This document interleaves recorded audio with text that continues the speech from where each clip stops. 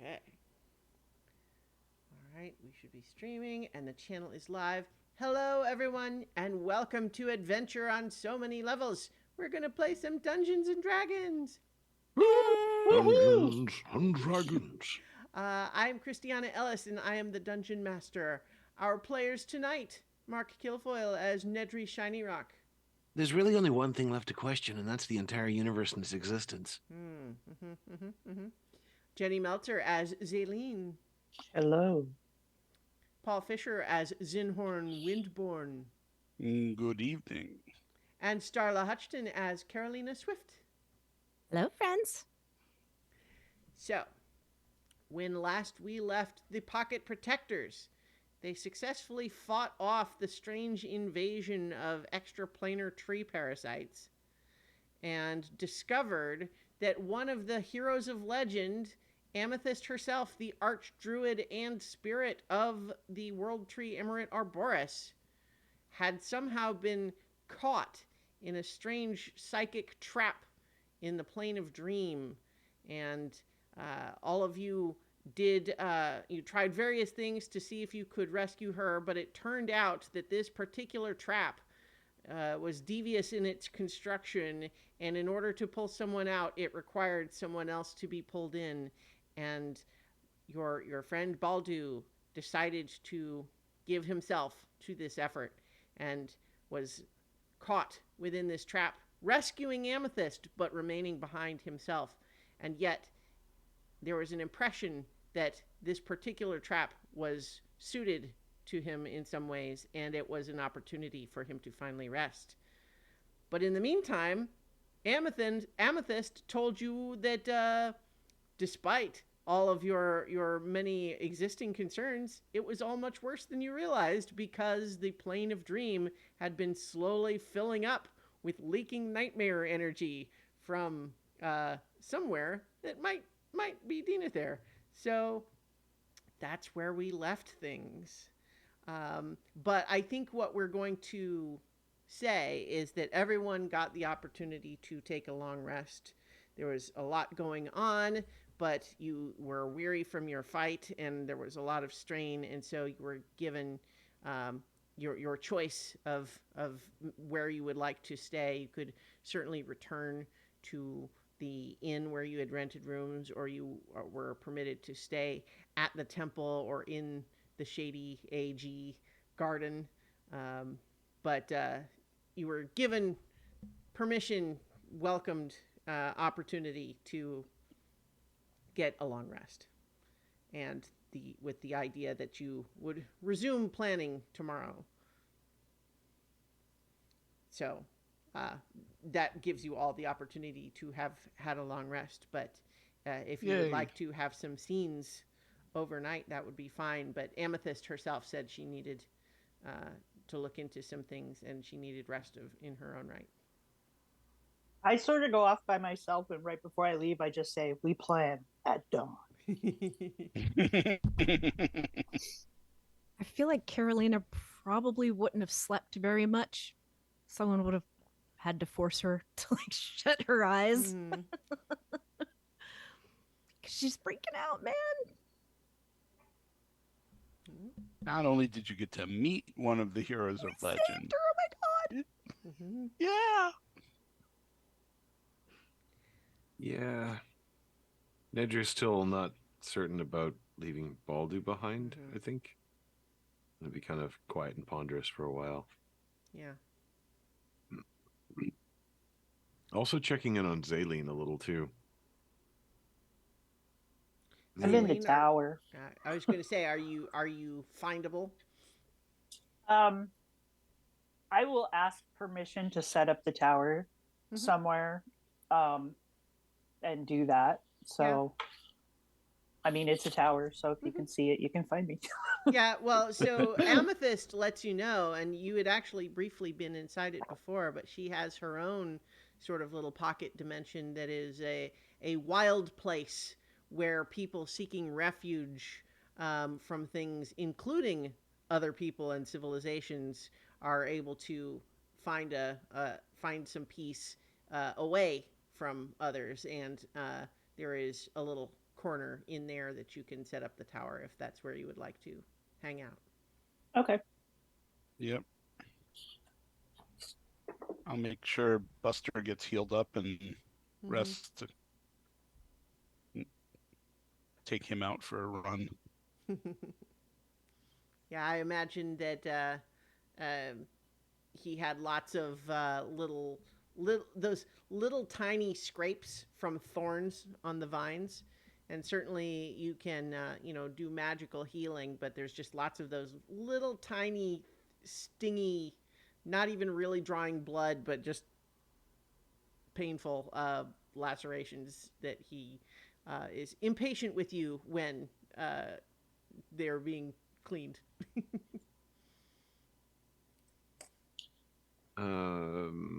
I think that Nedry would look for Lynn, but I don't know where Lynn is.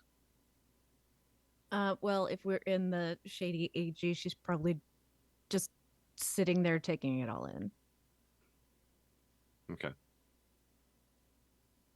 It's been a interesting 24 hours.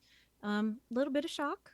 We lost someone, but got to meet one of my heroes. So yeah. Okay. Yeah, Nedry would kind of look for her, and he probably would be one. It's one of those cases where he sort of sees her, but then there's sort of something Lynn would probably notice, because I think Lynn has a decent passive perception, where he kind of orbits a few times, uncertain about actually approaching her, trying to gauge what state she's in, and he's got some thoughts on his mind as well. But You unless need something, Nedry? Oh, hi, Carolina. I've just been thinking about a lot of things. I mean, that's not unusual, but, well, first, To probably uh, like pat the ground next to me. It's like, come sit. right. he'll kind of settle himself down. It's probably weird with the 2 books he wears on his hips, but which are half the size of him.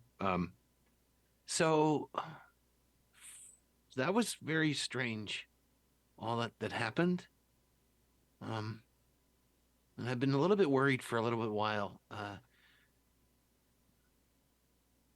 I I've gotten used to all of you being around, and I don't know what it would be like if I didn't have you all around. And I'm a little bit worried about what's going to happen in the Feywild. There's a lot of things that could be very distracting. So on thinking about that, I was kind of thinking, well, we have some spells among us that can help to find people. But it's easier when you make it easier. More focuses. So, And he'll reach into his little bag, which is really the massive Isilda's bag, but it looks a little on his hip. so I was thinking, there are spells that can locate people, and there are spells that can locate objects. But with the objects, it makes sense if they're unique. So I went looking in the market, and I got you this. And it would be just wrapped in a simple little cloth, probably a soft cloth of some kind, not quite a felt, nothing very fancy, tied with a little bit of string. I wanted to have something that each of you have that I feel,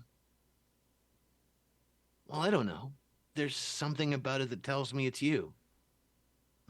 Here. And he'll thrust it at Carolina's hands. And inside the bundle, presuming that she opens it, Of course. is a very tiny, and I mean about an inch long for the main part, ornate silver mirror. And in the pommel of the handle, which it has a tiny little handle on it, it's a small, like, I guess it would be a mirror for fixing makeup or something small like that. To him, it's a lot larger. But in the pommel of the mirror is this sort of shifting opalescent stone, which kind of looks like it's shifting, cloudy interior. So I got you this as sort of a way that, as long as you're always wearing it, I'll be able to find you. And I know that you have spells like this as well. So, well, I got things for other people too, and I was nervous to kind of share them because it seems like a silly idea. I don't know if I really judge somewhere people. in the middle of Nedry like talking, Lynn just throws her arms around. It's so nice. Thank you so much. Oh, well, all right. Thank you. I mean, you're welcome. I mean, okay. I think this is right. This is beautiful. Thank you so much. I wish that I had something to give you in return, but I didn't. I didn't know. Oh, well, I'm carrying this. And he'll reach under his which is still like basically a sackcloth robe that he wears. It's tattered and torn and worn, but he just doesn't bother. But he pulls out. I don't. Do you know Dwarven? No. Okay. So it looks like a kind of angular piece of wood. I don't know if you understand what it says. It's a dwarven rune for knowledge. I figured it was kind of appropriate. Stalwart dwarven knowledge, you know. That's really And nice. so just take a look at it and know that you can find me if we need to. I'll like hold out my hand so I could just like look at it a little bit, with permission, of course. Yep. It's on a simple leather thong, so easy shown. I found it in the market. There Commit was that to memory. there was a dwarven craftsman building all kinds of things. She kind of looked at me strange when I asked about it, but she didn't ask too many questions when I paid her, I guess. That's usually how it goes. I hope you didn't pay too much for this lovely gift. I don't know how I could pay too much. I mean, something like this means that I can find you, so it's worth it being a little bit more expensive to make sure that it's, well, unique. I didn't see anything else like this. Well, it is unique, and I will always think of you. Well, think of yourself maybe, but you understand what it means too? I mean, all of these things have my own pictures about them so that I understand what they mean. Every Think time so. you look in that little mirror, no matter what you look like, you're always looking back at you. And there's always that little bit of change. But it's still you. Does that make sense? Yeah, it's like Sonia says, I taste the same. No matter Yeah, what that I one's look like. still a little weird. I wonder if I'm able to conjure up the kind of sensation that she has. I wonder if I can taste people. I mean, besides licking them, I I suppose. was going to say there's the usual Yeah. way. That might get a little bit too personal. Yeah, that's Anyway. the kind of thing you have to be real close with somebody before that's okay. Yeah, I imagine you. Oh. It kind of goes red. I want to make sure that everyone gets these before we do anything big, like head off to the Feywild. But I don't know how Zalen's feeling, because I figured you might be better to give her that than me, because I think it would mean more coming from you, but maybe we can wait until the morning. right.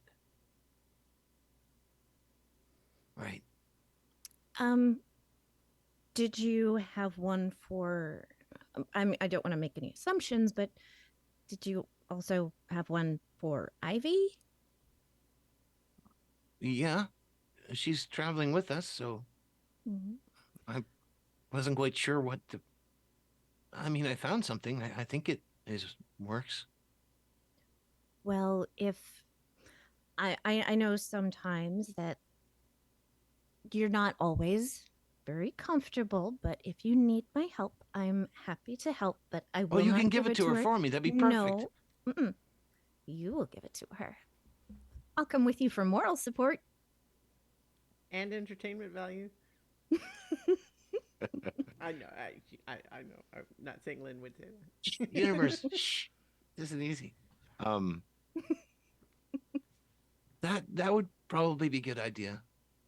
Um, but we've got a little time, I think, because I don't know if we're leaving right away, or I don't know if the plan has changed, or if it's gotten faster.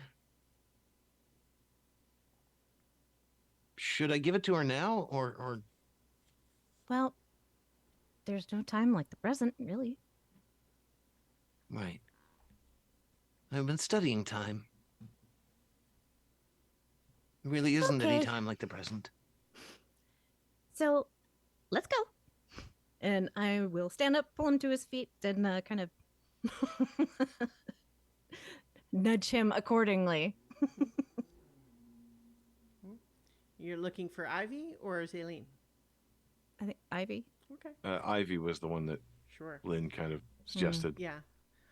So I think Ivy had sort of spent the early evening talking with some of the other monks at the temple that train in traveling via the tree, and was just you know talking shop, so to speak, in terms of planar travel. And I think that maybe around about this time she was starting to think that it was it might be nice to try under sleeping under the stars, so to speak, in the shady AG. That sounded like a place that she had never been slept before, and thought that would be interesting. So I think she was maybe about to head over there. Well, I don't think Nedry is going to be in a hurry, so I will hurry and catch up to her. Oh, Ivy, Ivy, Ivy. Oh, hello. So let's see. I think she kind of leans around. Oh, hello, Nedry.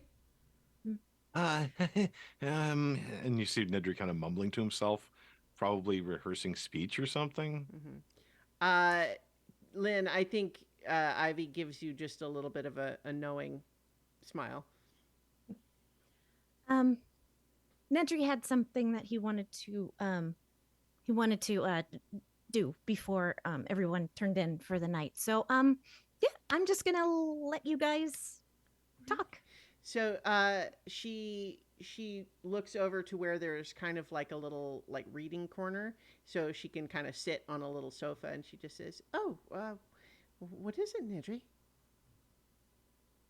I will gradually sneak away. Well, well, it's nothing really all that. Lynn, Carolina. Oh, oh.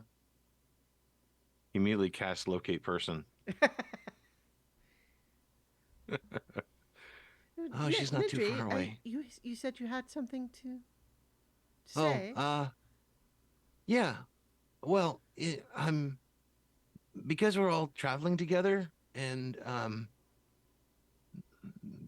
things don't always go exactly how we plan. Actually, Mhm. to say that we plan is probably a little generous, so that things going not according to plan is kind of also a little bit strange to point out. But we're going to be going to the Feywild, and I know you've been there before, and that's really amazing. I haven't been there before, and a lot of the stories that I read, the research that I've done makes it very confusing. So, I don't want us to be lost, and that seems important where we're going. So, among the spellcasters, we all have different facilities for finding people. Um, but finding people sometimes is harder than finding things, or requires more energy, more more spell power, a deeper touch into the weave. There's a lot of different theories about how magic actually moves through the world, you know. And I've been thinking about trying to revise. Oh, never mind. Darkness energy kind of is also another form. Here, and he just kind of thrusts his hand out, and it's a tiny little box, Oh. a tiny little wooden box, very plain, tied up in this case with a small piece of string. Okay. Oh. Thank you. Shall I open it? Oh, yeah, it's meant to be opened. Well, yes. Which is kind of silly that it's in a box, to be honest. But... She opens it, and what's inside?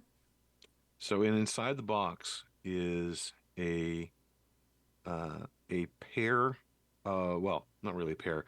It's a pince-nez, which is the sort of Oh, glasses yeah, that go on yeah. your nose. Mm-hmm. But one side is a small magnifying glass, and the other side is a actually no, they both be magnifying glasses to make it easier to focus. You're an investigator of how the world works, and sometimes it's the small details that are harder to see. So I thought this would be something which would be practical, so no one would question that you have it. But the rim is kind of gold encrusted and has very small runes that are really hard to see, that are written in sort of a gnomish form. It's not as good as one of my brothers would make, but it was pretty good for what I found at the market. And so it's something that would be uniquely yours. And because it's uniquely yours, we can find it and then find you if we have to. What a clever idea! I dare say I would enjoy being able to look at these runes with the glasses themselves, but she just puts them on and they sit right on her. No, and she's like examining her hand. So like both it's the same magnification for both eyes, or is it different? It's kind of Coke bottle glasses, but a little bit more fancier with but kind of just designed to just be able to see things, and magnify things. It's like there's a term for the magical goggles version of that, but this is not eyes magical. of minute seeing. That's it. Yeah. These are just purely these glass. are like readers, like that you can get Yeah. at the drugstore. Powerful but readers, still obviously like useful. She's these are delightful. What clever construction, and what a wonderful idea, too, Nedry. Just to think of the difficulties that we might face and take proactive action to mitigate those concerns, and doing so with such a lovely gift. Thank you so much, Nedry. And I think she takes them, and is there like I think she has like a nice little soft pocket that she tucks them into, and she reaches down to like take your hand in both of hers. So you think it's a good idea then? Oh yes, it's quite clever. Oh, well, yes, I thought so. I do hope that we won't be separated such that it will be needed, but to have a backup just in case is quite a relief. That's what I was thinking. Something that will be easy to remember that it's yours when everything else gets confusing. Nedry, are you frightened of visiting the Feywild? Well, I don't know. I mean, there's a lot of things I should be frightened of. All of this nightmare stuff. But after Lord Hubert told us about what he lost there, it makes me a little bit afraid that I might lose more. Well, it's true that there are frightening and dangerous things in the Feywild, but that's not really different than our plane.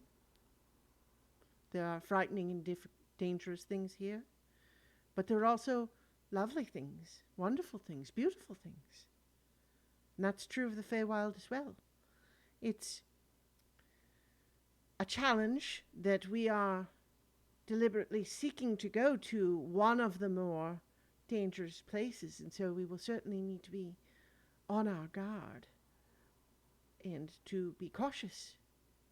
But I do hope that you will not let that caution uh, numb you to the wonderful things that we may find there. I hope not. Now, I haven't admittedly, traveled all the planes, but admittedly, my previous visit to the Feywild was of an academic nature and didn't encounter much in the way of danger in physical sense anyway. But I had quite a lovely time. I have very fond memories of that trip. good. I don't think all of our memories are going to be as fond, but Well, hopefully there are some interesting ones. that's true, but we are also on an important mission. Yeah. I must confess that, of course, it is a bit overwhelming at times to think of the scope and scale of what we are discussing, and for that matter, to be here, the personal guests of the Archdruid herself, and to be having rescued her and having lost someone. It is, I suppose, what the young people say is a lot. But I think it's important for us to remember to have our eyes open, not merely for signs of danger, but the good things that we are fighting to preserve.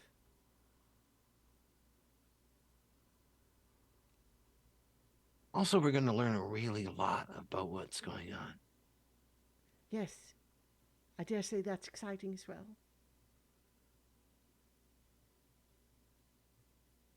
In any I case, should go write down my questions before I forget them. well, be sure to get some rest as well. But thank you for these lovely glasses, Nedry. Thank you. Just make sure you keep them with you. I will. I should go. Turns She puts them skitters back away. on and waves to you with the giant eyes through the lenses. Actually, although I guess if they magnify for her, it wouldn't make her eyes look big. It's the probably other the way, right? opposite. Yeah. But it's a slightly comically distorted expression, I guess. I don't want to take too much time of this session with all of these, but I do have stuff for each of them. I mean, go right ahead. This is lovely. You've obviously spent time on it, so.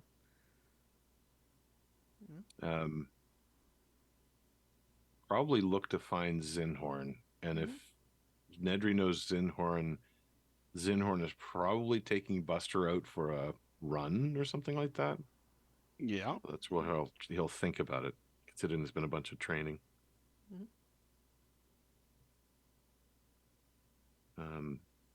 So I don't know where. Yeah, I would imagine you can find each other. In fact, I think that you are somewhat surprised to discover that there is some kind of a serendipitous energy allowing you to find who you're looking for easily here.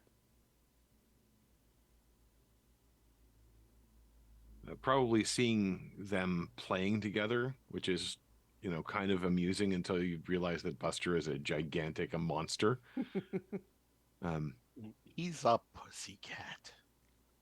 So you probably hear in your head from a safe distance away, Zinhorn, can I talk to you for a couple of minutes? Sure.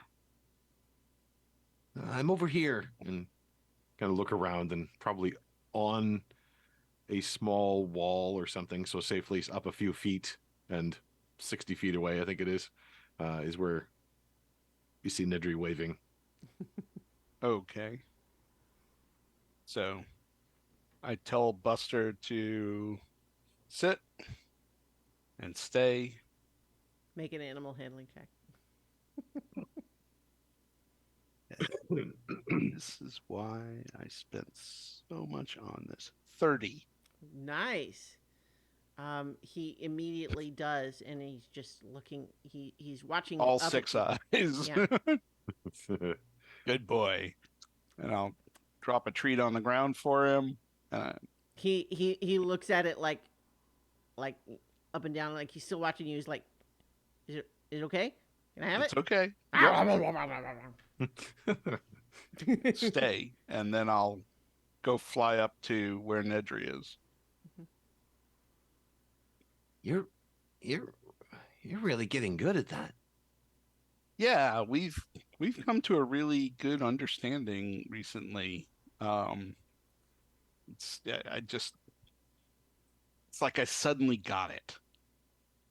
All of this time, like I don't know, you ever like bash your head against a wall? Not literally, but I've written a few papers that took me a lot of time.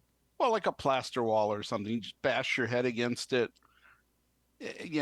This was kind of like bashing your head against a brick wall. It just took a while for the bricks to realize that they've lost. You know, I don't really know, but I think I understand. You've but come a long way, though. Like that and the flying. I'm sorry we haven't had the chance to do more um, sort of formal lessons. Not that I can teach you, but I thought I could help. you can always help. You are always right there when I need you. Of course. Dragon Brothers, right? Dragon Brothers forever, man. Almost falls off the the wall. Ah, so we're going to a place where things get lost. And that had me concerned, but I think I've got a way to help from that. I don't want to lose you, Zenhorn. I don't want to get lost again, and I don't want to lose you either. So there are ways to find people, Okay. magical ways.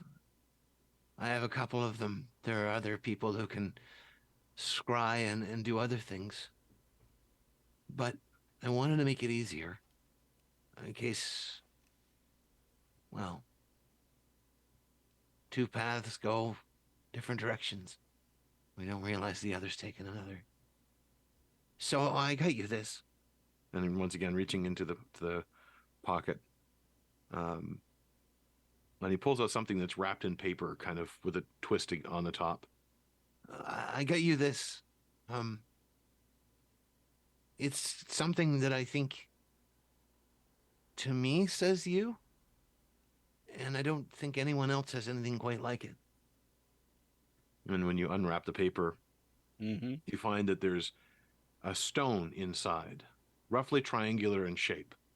The top part of the stone is a clear crystal. The bottom part of the stone looks to be like it was dipped in silver.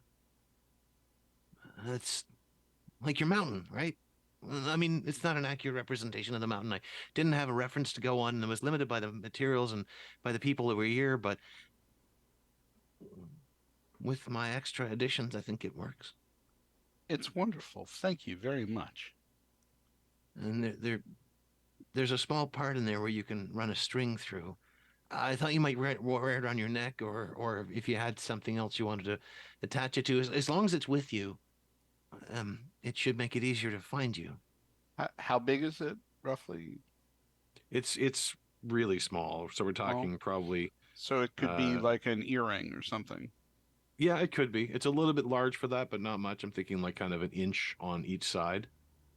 And it is actual stone. Two kinds of stone and a metal fused together. Okay.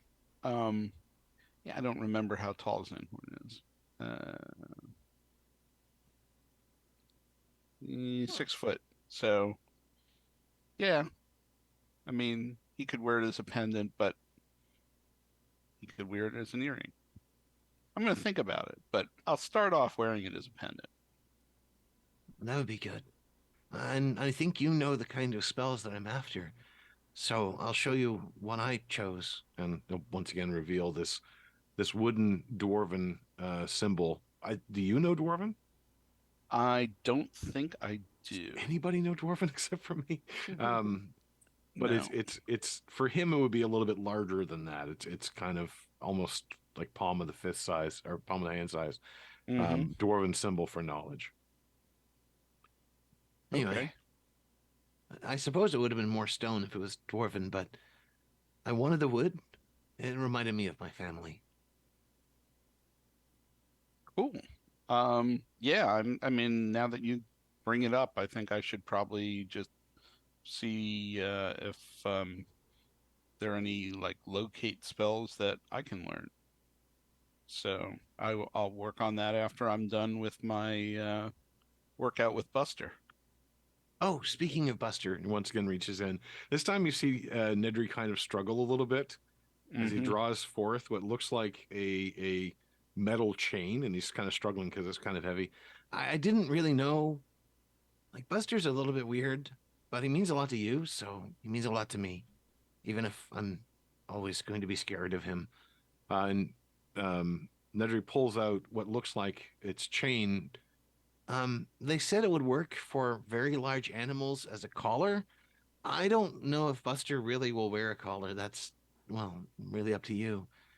But each of the links in the chain is a different shape. They're all star shapes. I figured because he came from somewhere way out there, beyond everything we know, it's kind of like beyond the stars. That's really cool. Yeah, I've been um working on this idea of like a vest for him so that it's easier for him to fit in city environments. Um, I was gonna put service animal on the side of it. I, Um, um, you do you, Zinhorn. yeah, but Sounds like I'm a like, really intriguing idea. yeah, I mean, like he could use a costume. Sure. I don't know. We'll see how he likes it, but I can definitely start with this first.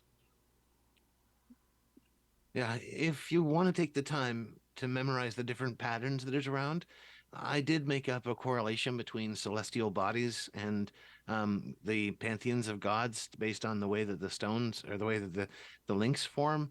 It's a little long. It's about 40 pages so far, but it shouldn't be too hard to memorize in time. Or just kind of pick some of the shapes maybe All to right. Well, memorize. when you're done with that, let me have a copy and I'll get to work memorizing it. Okay, good. Uh, And kind of a little uncertain, but Nedry steps forward and he kind of wraps his arms around at your height, probably your leg. um, yeah. Okay, I've got to go now. Okay, doke. Thank you. And I'll fly back down to Buster, and I'm gonna check and see if the collar fits around him. Mhm. I'll like introduce him to it and just not try and clasp it, just see if it fits around him and start getting him used to the idea. Yeah, I think it's long enough. Like it would you think it would be a reasonable fit, although he does seem very confused as to what you're doing. Like Okay. not uncooperative, but just like what is this strangeness?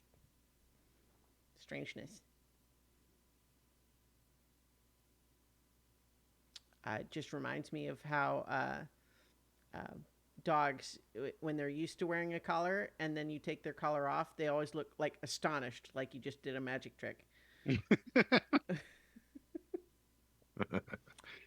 Anyway. Um, just to finish off with this, Mhm. Nedry will go looking for Zaline or looking for the tower. Mhm. Do the winds of fortune have him stumble across Evan by any chance? Well, so I wanted to ask Zaleen about that. Is that I think Evan's instinct would be to want to kind of follow you and maybe talk to you, but at the same time, I think he would be sensitive to if you didn't want to. Yeah, that's okay. Okay. I just kind of wanted to like sit with the Mhm. shade blade Yeah. and attune to it because I took it off of his dead body. Yeah. So I was attuning to that and um, making it my other hex blade. Okay. Nice. So I think that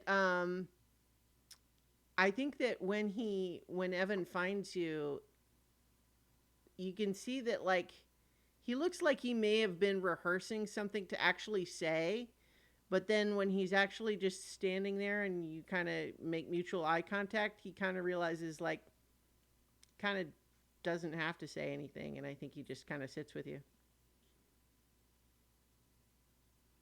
Yeah. That's perfect. Mm-hmm.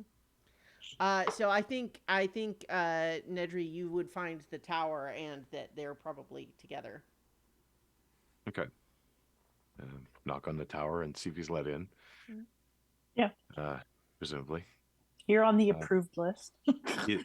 Where is Zaleen in the tower? Probably up in the kitchen room, the one with the sink and stuff. Mm-hmm. Okay. Yeah, Nedry would check the first floor, probably grimace a little bit at all the damage done to the books that were there.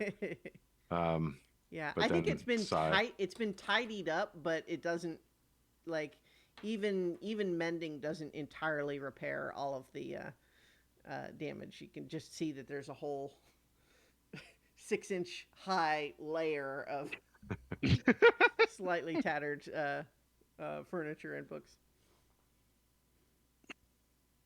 Yeah, kind of Deep breath. You didn't know any better. Would you still do it if you knew any better? Don't think about that. and then go upstairs and find Zaleen and Evan. I hope I'm not intruding. I don't know if you're doing any, praying or anything. Not anymore, but no, you're not intruding. I mean, I've read a lot about prayer. It sounds very involved, depending on which god you're praying to. Some of them demand a lot. Evan suddenly looks concerned over at you, Zaleen, like, have I been doing it wrong? Yeah, it's really not that complicated. I mean, I think, just you like really dig into things. So I think that coming at prayer from that way would be really difficult for somebody like you. It seems very inconsistent. Not You didn't really. really. I mean, go ahead. You didn't really. Well, one of the lessons that Master Finster had me do is a comparative look at different religious practices. I suppose it was meant to be more from a magical point of view, but I did find it interesting reading about the various practices, even though none of them made any sense to me. And they didn't have consistency between the different gods. It felt like every god wanted something different, which I suppose makes sense, but still. Yeah, I suppose that could make things more confusing, but I mean, this is just about finding peace.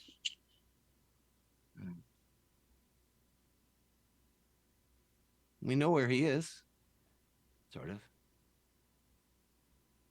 We Yeah. can find him again, sort of. I don't know. I feel like that was his purpose, if that makes any sense. I mean, she told me that she was sending someone to help me. So I think that maybe she had a very specific purpose in mind for him, and maybe this was it.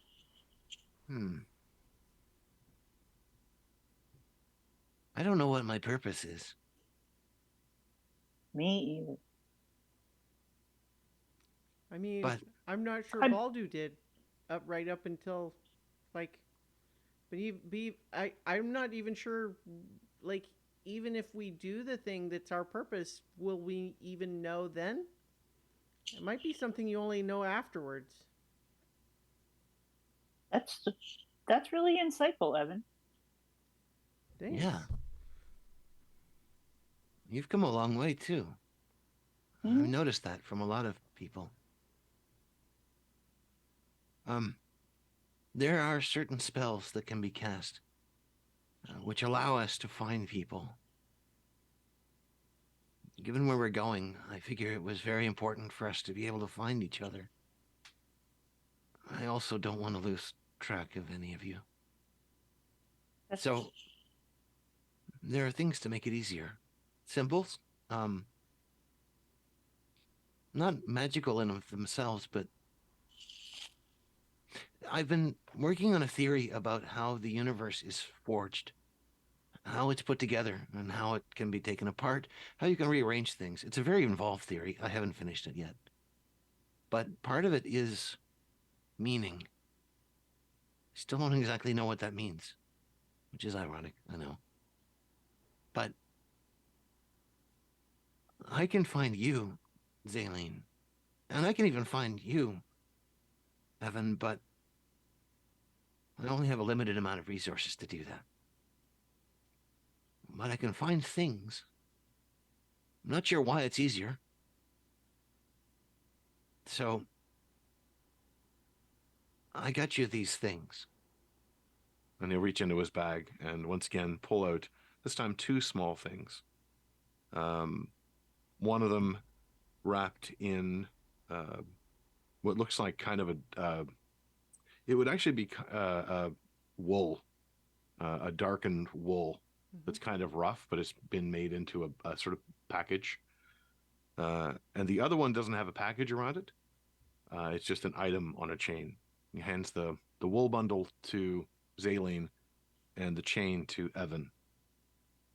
So, the better, the more meaningful, and the more unique things are, the easier I think that it would be to find them. There are spells beyond my ability that I can't use, but I think you might have some access to them. Maybe Carolina as well, and Zenhorn.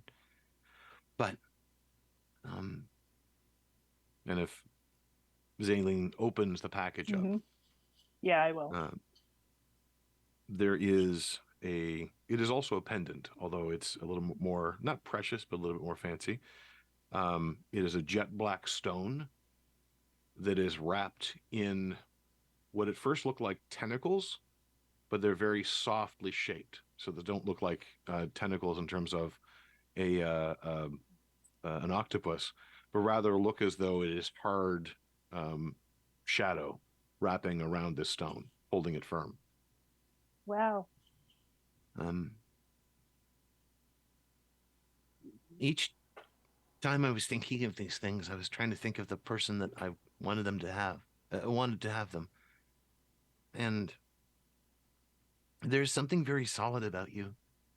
I know that you are all involved in the shadow, and that you have literally turned into shadow at times, but there's something very solid at the core of you. I still don't know who you are. Your origin is a little bit strange and mysterious, and I've come to understand that you're not exactly sure about that too.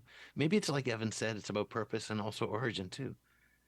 But this is something that I know, this thing, this rock. Then when I looked at it, I thought of you. You're not buried in the shadow. It holds you like a parent. And for you, Evan, I must admit I was a little bit stumped at first. I really haven't gotten to know you that well. But like I said, I've seen that you've changed. It's And what it actually looks like, it's a rattan ball essentially, Okay. with wood wrapped around a tiny diamond. Ooh. the very core of you is solid too, in a different way, and growing stronger, but underappreciated from what you see as a humble outside. It Thanks. makes me think of you. Wow. I just like. I mean, first, like I have a hard time buying gifts too. So I get it. It's really hard. Yeah. But it just makes me think how. When I was first like hired to just like keep an eye on you all back I just didn't feel like I was going anywhere, and it just felt like there was this sense of excitement about the idea that I was like kind of spying on everyone, and it sort of made me feel important. But like looking back, I feel almost like that was a different person. Like, I mean, I know it's not. I know it's me, but I feel like I just didn't understand like what it really meant to do important things, you know? And doing them is like dangerous and scary in a way that I didn't really fully appreciate, but at the same time I feel like I understand all the more why they are important and why you have to do them. I spent most of my life um, quite happily in a room with little more than books. But I've learned so much since I left that room. It's scary. But there's so much more to learn. I think Evan will actually kind of kneel down and go to like give you a hug. Oh, hey, why does everybody insist? Okay. Just make sure you Hey, keep it. I don't want to force it. Like, I mean, if you're not into it, It's that's okay. And he kind of pats him on the head. All right. It's okay. No, that's cool. I am actually going to take something out and give it to Nedry that I took off of Baldu. I think that, like, I will open your hand and I will put it in and close your fingers around it and say, I really think that this is something he would have wanted you to have. And given the number of times people have tried to get into your mind, I think that this would really help. And I give you his ring of mind shielding. Oh, thank you. I'll have to examine it. Yeah. And I'll make sure that one of you is around just in case it's cursed. I mean, it might probably isn't, but I think I should be careful from now on. Yeah, that's probably a good idea. Oh, and I did get one of these for myself as well. And once more, he'll pull out the dwarven rune. Do either of you know Dwarven? No. I'm really going to have to start lessons. Well, Yeah. just understand that the shape means knowledge. And That's perfect. the wood is for my family, so with those two pieces of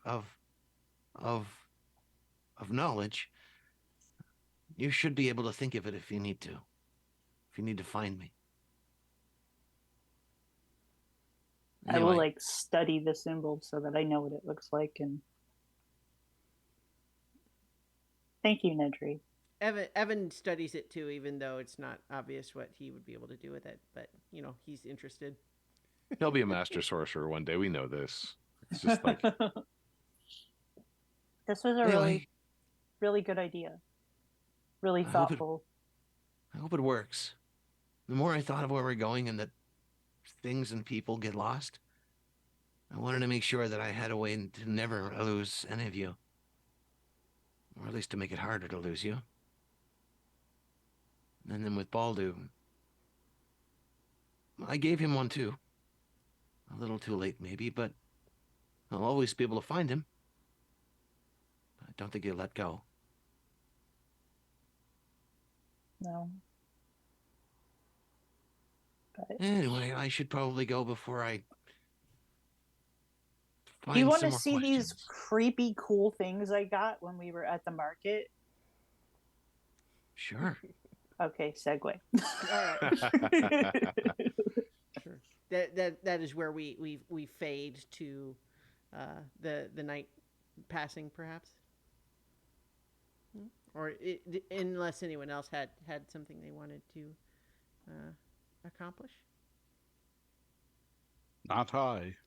He's like, otherwise, so I think once you all sort of gather together again in the morning, you are notified that Amethyst is ready to speak with you again, and as you sort of assemble once more, this time not in the little simple like private chamber that she has at the back, but in the bigger sort of like the big important looking room in the temple, at the same time that she's not like up on a throne or something. She just seems to be like picked that room, and so you join her and she's just talking with you right there in the center of this mosaic floor. But she just says, boy, when y'all look for adventure, you don't do it halfway, do you? I've been uh, trying to find out what I can about, some of the things that you told me. And I'll just reiterate that the plane of dream is in rough shape, and not just because of traps like the one you saw. It's a little bit like if you have a leak on your roof that just so happens that it's over your bathtub, and you don't mind for a long time because it takes a long time to fill up a bathtub. But once that bathtub is full, it just starts going everywhere because it has nowhere else to go. It's overflowing. And I think that the plane of dream is right about at that point, and it's starting to leak out here and there. And that's where we're starting to see some of this evidence of corruption here and there. But while that's not a good thing, it did give me an idea. But first, let me just put it to you this way. I know that you wanted to travel to the Feywild, because you told her about all of this, right? So, and I know where you're wanting to go, to the moon-shadowed sea. And so I can get you quite near there if that's what you want. But as an alternative that you are free to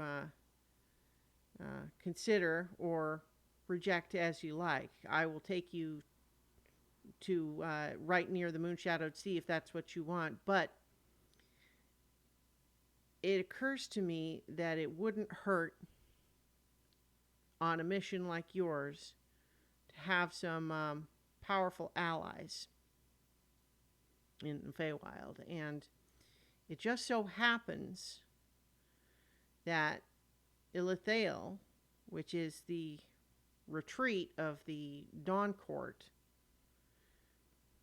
is a sort of place, a meeting place of some of the Archfey in Solomonia's old court. And they've been having trouble with a strange infestation. It's taking the appearance of fungus, but for some reason it seems impervious to their magic, and they haven't been able to eradicate it. And I believe that that's because it's coming from these nightmare things. And since you all seem to have some experience with these matters, it occurred to me that if you were able to help them out with that, those are some very powerful individuals who would owe you a favor. Now, I don't know exactly what you would be dealing with, so it's going to be a risk. But, if I were heading into danger in the Feywild, it'd be nice to have someone there who had my back. So that's what I was thinking. But if you'd rather bypass that, and if you feel like you just need to get to the Moon-Shadowed Sea right away, we can do that too. It's up to you. I'll take you to either place as you wish. I think that's a great idea. I think it's a fantastic idea. If we're able to reduce that infestation, it might ease some of the pressure on the dream realm Mm. if some of the nightmares were no longer manifest. It sure couldn't hurt. That's for certain. You know, and even if it's just kind of treating the symptoms a little bit, you know, putting out a new bucket under the new leak, that's still better than letting it continue. And so, you know, it might be dangerous, but at the same time, you all are pretty powerful. So, and you have probably more experience than anyone I can think of deliberately engaging with and defeating these sorts of nightmare creatures. So, I don't know who else would be a better person to call for it.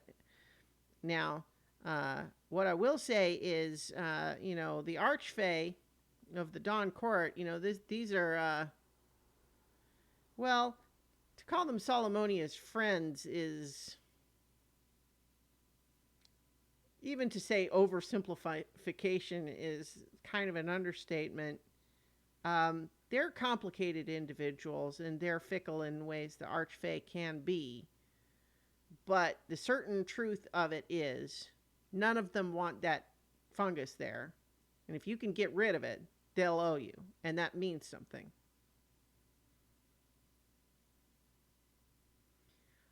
Now, what I can do for you is I can get you into their retreat with enough authority coming from me that you won't just be immediately charmed and dumped out the nearest portal, which is typically what happens to mortals who find their way there. But you are going to have to earn an audience with them.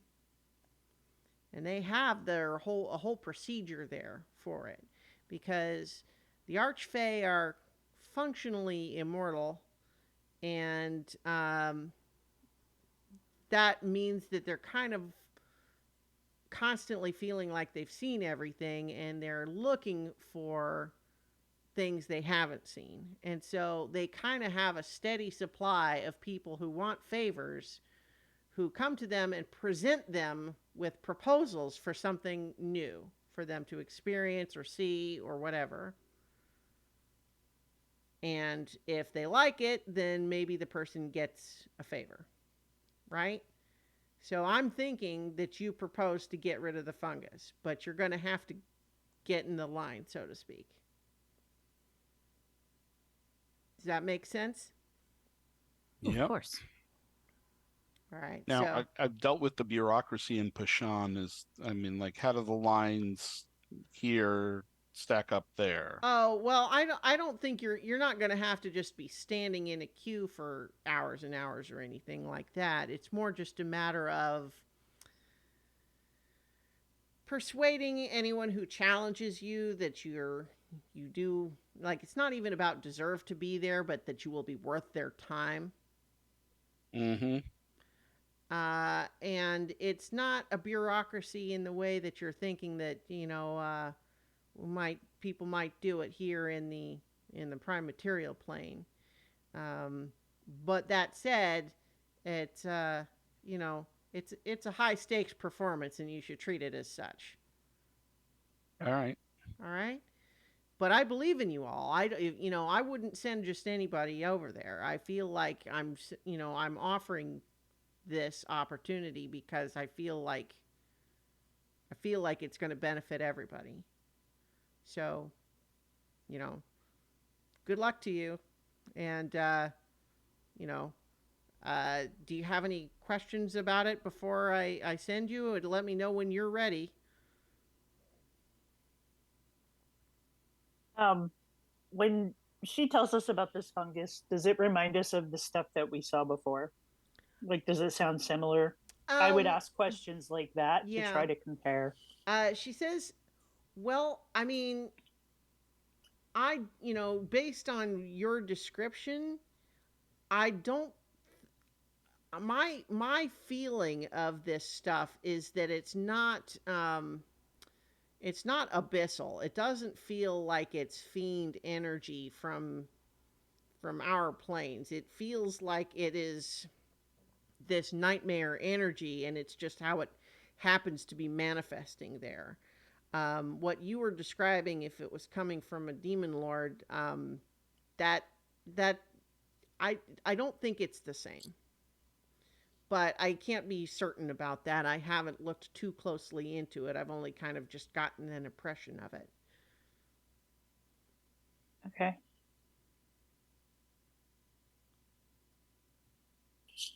I'm good. All right. I don't have any other questions. Most I'll of the questions I have would be for the Archfey themselves about what happened. well, I suppose you could ask, but um, here's the thing. I'm not sure how many of them are going to be there or which ones, but I would say that they don't all like the same thing. And so it's not impossible that one of them might enjoy being asked a lot of questions, but I will say that's not how these performances usually go.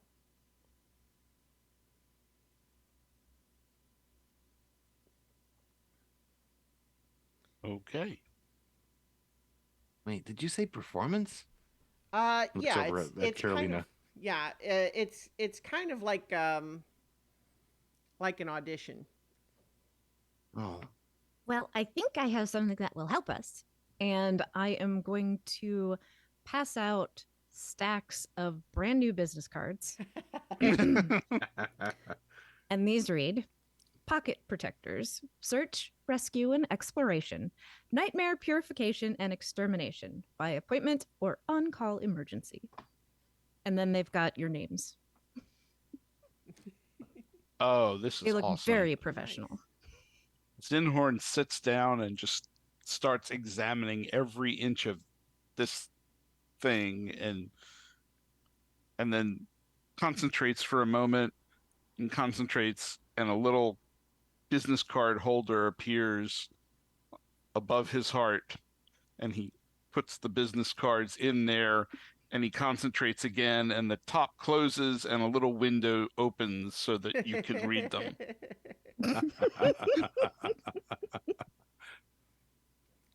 huh. This really does imply we should have an office, though. I'll have to Well, think we about kind that. of do. Oh, Several, portable actually. office. Huh. Can I have some of those? Amethyst is like, I'll take one of each. Absolutely. Of I reserved a special stack just for you. those. And these are extra special because they've got a little bit of gilding on them in the little like flourishes around the corners. She says, "Well, thank you. Have some puppies." And she just kind of suddenly there's puppies running around.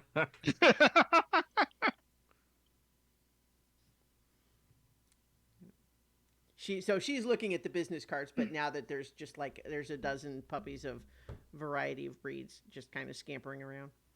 All right. I'm These are going to famous organize puppies. the Oh my puppies. gosh. I'm going to organize the puppies. I think that they resist organization.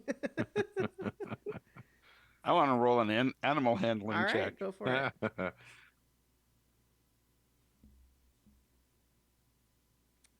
18. See that? So I think a I think you get some of the puppies to look at you. I'm just thinking about the relative challenge level of a whole bunch of young puppies that are scampering around and anyone trying to do anything with them collectively. But you get some, you Alright. feel like they could be trained eventually. I think Nedry will just cast repeated minor illusions to see if he can get them to follow like dancing dots. For sure they do. Dancing lights, man. Yep. Don't have dancing lights, just minor illusions. So it's a lot less. It's a lot clunkier. I could make a puppy shaped light. Just cause all the chaos. This All place right. is kind of weird, but nice. Well, so I'm glad you enjoy it all. I try to keep it nice. There's a lot to do. Kind of having all my fingers in a lot of different pots, so to speak, or pies or whatever. I kind of lost track of trying to come up with a reasonable simile for this whole thing, but I guess I would just say, you helped me out a lot. I'm going to keep trying to monitor this situation with the plane of dream, and I'll look after your friend, uh, however I can. See if we can find out more about that crafty little son of a gun that was in there before. But I guess just let me know when you're ready to go, and we'll get you there.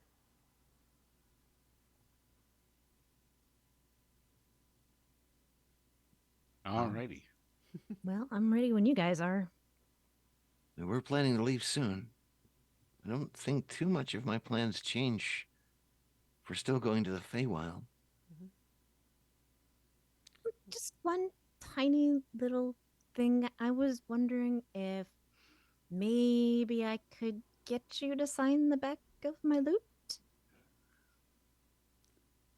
She kind of like smiles and blushes and says, all right. And so do you hand it over? Oh, yes.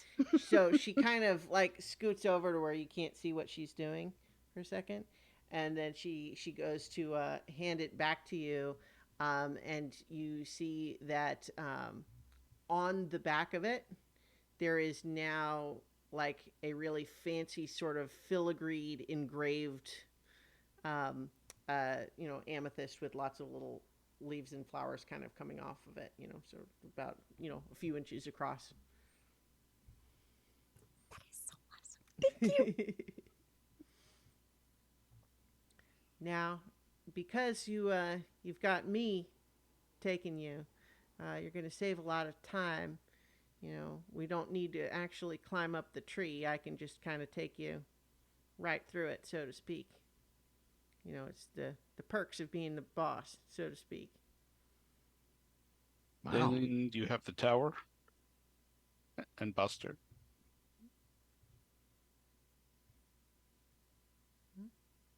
All right. All right. Well, if you're ready, word of warning: I'm going to be dumping you right in the middle. So just be prepared. You might be in the way. All right. Wait, All right. what? Famous last words. Well, no, I mean, Mage armor. we're not in a rush. I'm just telling you that like it's a busy area. So Okay. I'm just saying, be prepared. If you stand there with your jaw gaped open too long, someone's going to run over you. Oh, I cast mage armor on myself before we leave. So, question though, who do you have out? Do you have anyone in the tower but about Buster, for all these sorts of things? Um, is it better to have Buster out? I mean, he is kind of an show of force, implied violence. Okay, yeah, Nah. in the tower. Yeah, because we don't know what we're landing in the middle of. I mean, we Right. don't want a bunch of people turning on us and immediately trying to kill us because Buster. Mm-hmm. I think this particular situation calls for some social protocols that maybe are a little too subtle for Buster. Okay. Politeness Diplomacy. goes a long way. Ivy knows a lot about the Feywild, though, so she can help. Yeah. I think Ivy says, I dare say that under ordinary circumstances, I would expect residents of the Feywild to be somewhat more accommodating of a creature like Buster, especially if he's well behaved. But that said, we are going to a very fancy place. And so, uh, although you certainly have very good control over him, Zinhorn, it might be prudent to have him tucked in a pocket for the short term. All right, yeah. He's used to being in the tower, Mm. and he's recently got out and ran all over the place. Mm-hmm. All right. So, I think Amethyst says, now, just going to bring you right over here to, and you see there's a patch where it's kind of been smoothed flat, but you see it's actually a portion where the floor of this room is not stone. It is actually an exposed part of the tree's root that's kind of been smoothed flat like a floor, but it's just like a direct connection. So I'm going to bring you over here, and with this particular, it's probably just going to be a little easier if y'all just lie down. Just avoid dizziness. Dizziness? Okay. Yeah, it'll be I fine. follow but her it's instructions to yeah. the letter. Yep. It'll be fine, but lying down's better. Okay. Right.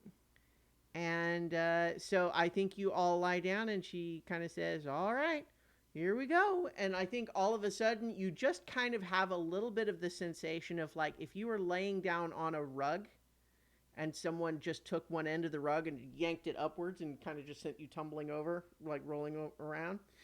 That's kind of the sensation you have. But as you sort of tilt over, you realize that you are now in a completely different space. And I'm in fact going to take you over to a map. So this is in Roll20. Let me put you on this map. And so you first realize that you are on sort of this wooden platform, and you are near a stone, curved wall that seems to descend downward as an amphitheater with a stage at the bottom.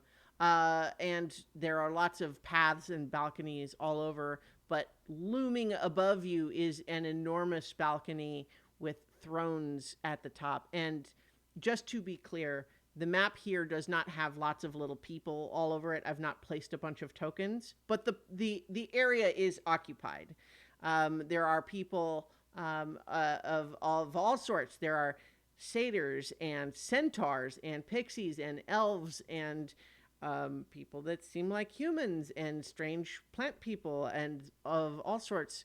On many of these platforms, there are a lot of people in the seating of this auditorium. There's some people down on the stage, but there is also a little bit of a all the colors here, the smells, the sounds are intense in a sudden way, and you realize that you are in this impossibly perfect forest glade on a summer's day, and the air is warm, the breeze is cool, but at the same time there is just a little bit of a hint of sort of a musty smell that feels out of place. And as you kind of look around a little bit, you see here and there are these kind of strange mushrooms growing in a couple of spots that seem like imperfections. It seems a little bit like seeing a supermodel that has a pimple on their cheek. It's like it just seems a little like noticeably out of place. But you also notice that you are kind of being stared at by a lot of people because you arrived suddenly. And you realize that you are all kind of, as you sort of come to your senses, you're lying down, but you realize that you are all holding in your hand a seed. Like a tree seed, not an acorn, but like one of those. What are the ones with the long little the little helicopter wing? ones? Yeah, the ones that sort of spin around it's one of those, but a big one. And then I think that a satyr in a waistcoat and glasses and a top hat, kind of stomps up to you, his hooves clunk, clunk, clunk on the wood balcony, and he says, "Pardon me, we are in session. This is highly inappropriate. Who are you, and what brings you here?" Well, that sounds like my cue, and I will step forward and present him with a card. The Archdruid Amethyst has sent us thinking that perhaps we might be able to help with a little problem you have. And he's looking at the card, and he's kind of like, he's clearly read it, but he's also like turning it all around, and he's looking at it at strange angles, and he's like holding it up like he's going to see if sun shines through it, doing a lot of things, but he's kind of doing that while you look, and he just says, "And I suppose you have proof that you come from the Archdruid, do you?" We'll just kind of hold up the seed. Very well. Come with me. This is not the place for this. She knows better. And he's guiding you kind of down along one of these paths down along the side. And as you kind of are guided down out of the way a little bit, you hear some of the other kind of activity resume. Oh, to be clear, also, when you looked up at these thrones, 4 of them are occupied by what are unquestionably Archfey. And I say unquestionably because they are all, without exception, at least 8 feet tall, and just incredibly striking in their appearance in a variety of ways. One is potentially, well, you know what? How about this? Let's get some history checks, or maybe Arcana checks. I think there's a higher DC for Arcana, but or history, to see how much you might know about who these Archfey are, if you have any idea at all. FYI, it's a high DC. Gonna wager that I don't know anything. Got an 11. So a nat 20 plus my bonus D4 also maxed out. So, Well, I see 2 rolls there. Did it? oh, did it roll twice? It No. did. Well, I Well, didn't notice the second one, but the okay. first one's still 21. Okay. Yeah. So, what? Looks like Zaylene got a 25. What? Did you roll something? I rolled Arcana. Okay. Lynn, did you say something? I didn't see what you. Oh, I see 11. Okay. Yeah. I think that Lynn probably would have known at least one of these, but she's maybe just a little overwhelmed at the moment, doesn't quite pick up on it. But I think Zaylene and Nedry would know at least that one of these individuals is the Archfey known as the Lord of the Hunt, who is he's tall, like perfectly muscled, like well tanned skin, wearing all sorts of variety of hides and leathers, and his like hat with big antlers on it, and he's kind of doing the thing where he's got one leg and one arm draped over the arms of his throne. There is also an androgynous individual that is dressed all in cool whites and blues, and has ice white hair, and cold blue eyes, and very pale skin. There is a figure that vaguely feminine in profile, but it's a little hard to tell because they are draped head to toe, no exposed skin, in what seems to be like a patchwork of all different silk scarves that are like all different colors, some of which seem to kind of like shimmer or glow or change colors.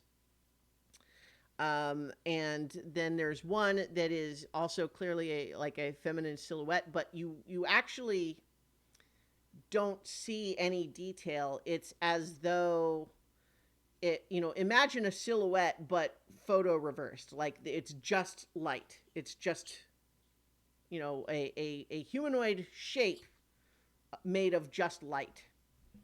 and then there are 2 thrones that are empty. And so I think those of you who rolled high would recognize the Lord of the Hunt and might know that the one in all the cool whites and blues is the Ice Prince Rimethek. The other 2, like, they're clearly impressive, but you wouldn't necessarily know them unless you had specifically studied or something. But so in any case, it would appear that they are actually watching people giving presentations down at in this amphitheater. And I actually have a couple of handouts that I can share with you here in Roll20, just artwork that matches with the artwork here. One is, let's see. I'm putting it. There's one that's called Sensory Theater, and it's just sort of an image of looking down at the theater, and one that is the Thrones of Court that I'm putting in your journals as well. And it's just, like I said, artwork that matches with the maps. Although I'm realizing the way that I was hoping that these would show on my screen is not working. But oh, you know what? I know how to do it. But you should be able to look at those now. Let me know if you can't see them for some reason.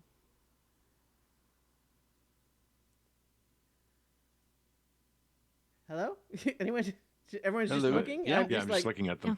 Okay. Very I'm cool. just Yeah, looking at them. looking. Yeah, that's right. I just like, know what I was saying. So I was just, that's, all right.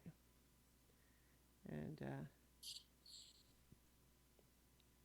so in any case, you are guided down this pathway, and you see that it leads down to kind of the back or stage entrance of the theater, and there are a few people in line down there, and as this satyr kind of ushers you forward ahead of him, he just says, "Now, if you wish to speak with the Archfey, then you will clearly need to get involved in the petition process, and so I leave you in the good hands of Hilgatha." And then he kind of just turns and starts to walk away. And before you really have even the opportunity to wonder who he might be talking about, all of a sudden, zooming up towards you from past where this line is of individuals is a pixie. This is a very tiny 6-inch tall humanoid figure with dragonfly type wings, and just zooms up and is holding a very tiny clipboard and just says, "All right, who are you? You presenting together or what? We're As the individuals? Together, please. Okay, you got a group name? What's the deal?" We're the Pocket Protectors. Oh. I'll hold up a business card so they can read. All right. Kind of hovers over to look at it and just says, "Yeah, okay, I don't care about that. Pocket Protectors. All right, what's your thing?" Well, we come on the recommendation of Archdruid Amethyst to perhaps help with the fungal situation. She kind of moves, like hovers back about 6 inches or something, is giving you an expression of like, I don't know about that. Okay. How are you planning to, like, what do you mean help? Well, we have extensive experience with creatures, things of the nightmarish persuasion, and it was suggested to us that perhaps this situation is one of those. Okay. So here's where, all right, you know what? Look, I'll get you on the stage. All right. You're going to have to wait your turn, of course. But here's the thing.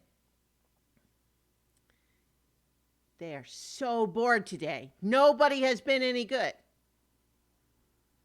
So you're going to need to sell it. Like, nobody likes the fungus, but you know what? They've kind of gotten accustomed to just pretending it's not happening. And so, to be honest, even bringing it up is going to be annoying to them. All right?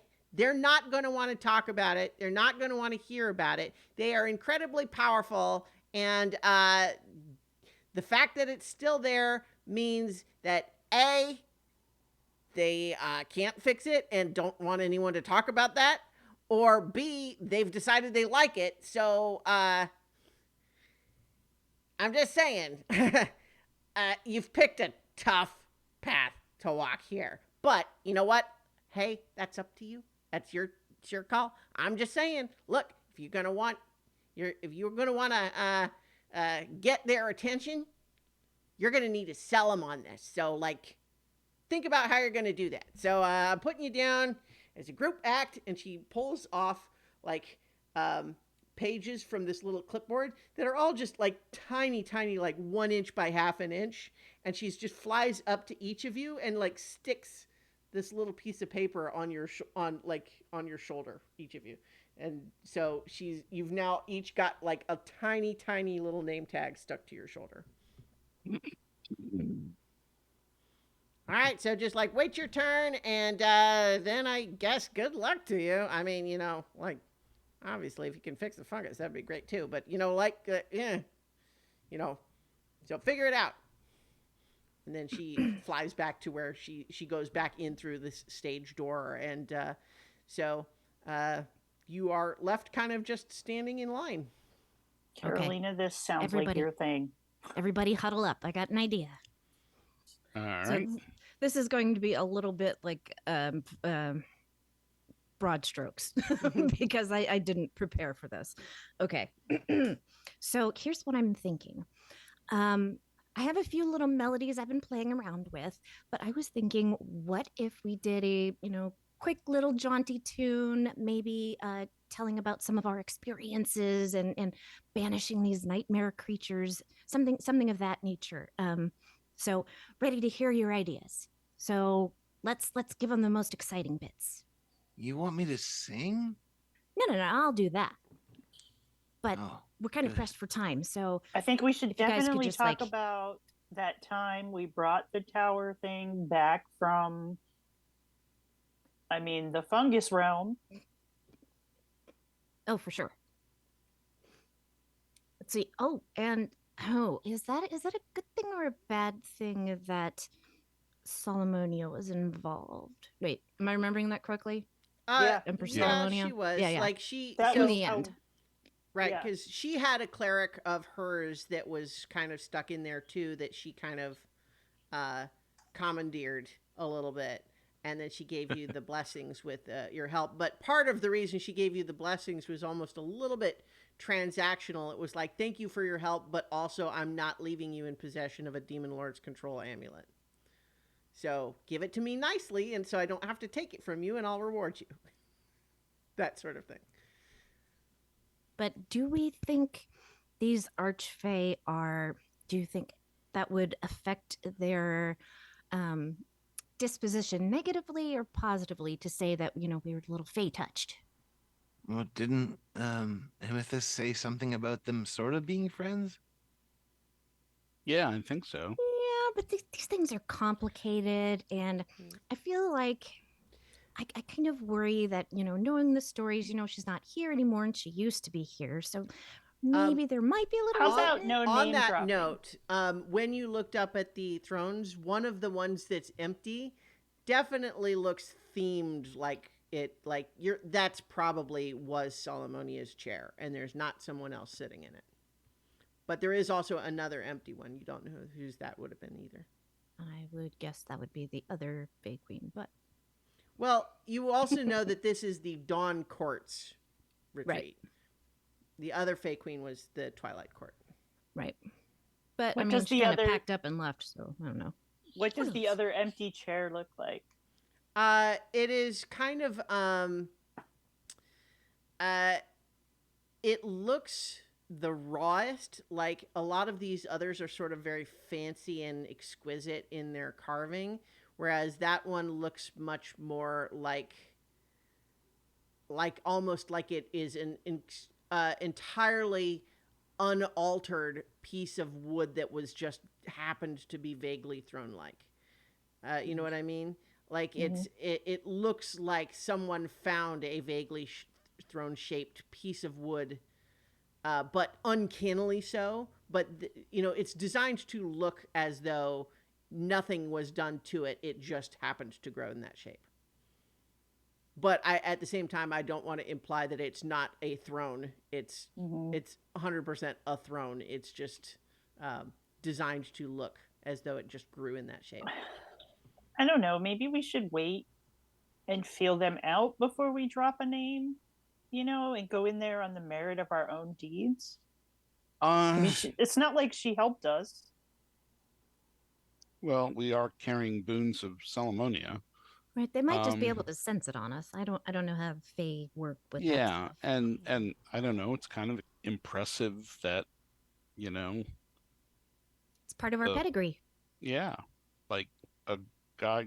God got involved with us directly. Well, and well, that's the second God, right? Or the third God at this point. Because Sislabeck, we had a meeting with Sislabeck, and then Zaleen, the Mistress of the Dark, have been heavily involved.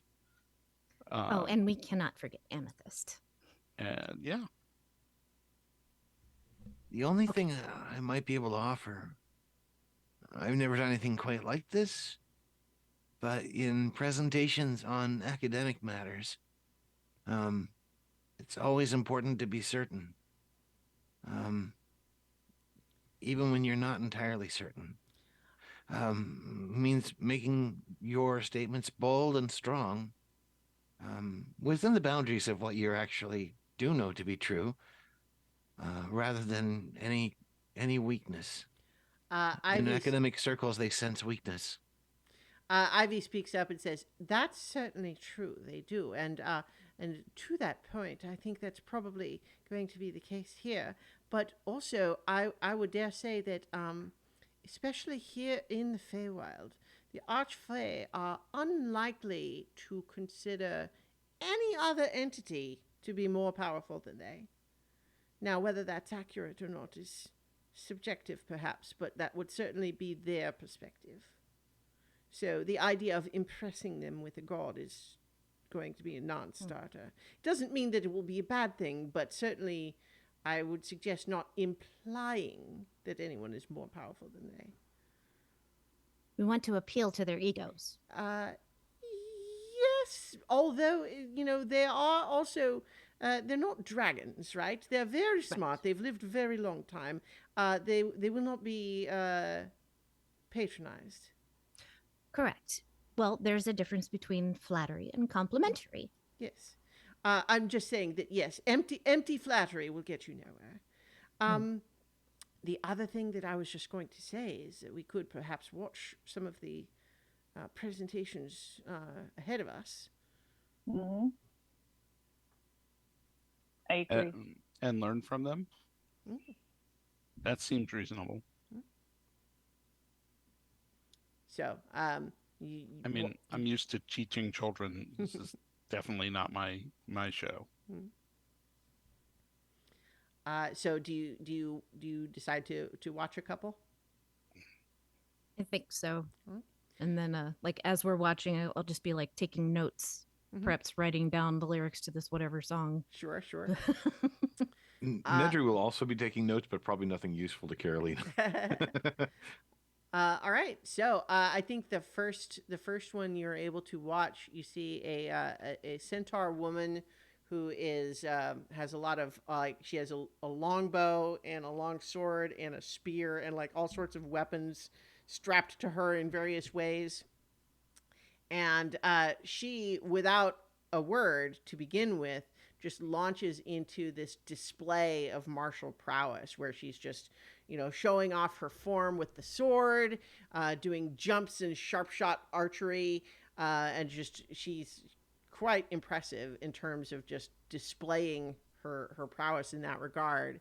Um, and she does a whole lot of different you know activities in that regard, but just without a word, and then just kind of stops stationary in the center, and then just looks up at them, and they're kind of looking down, and the Lord of the Hunt kind of gives a sort of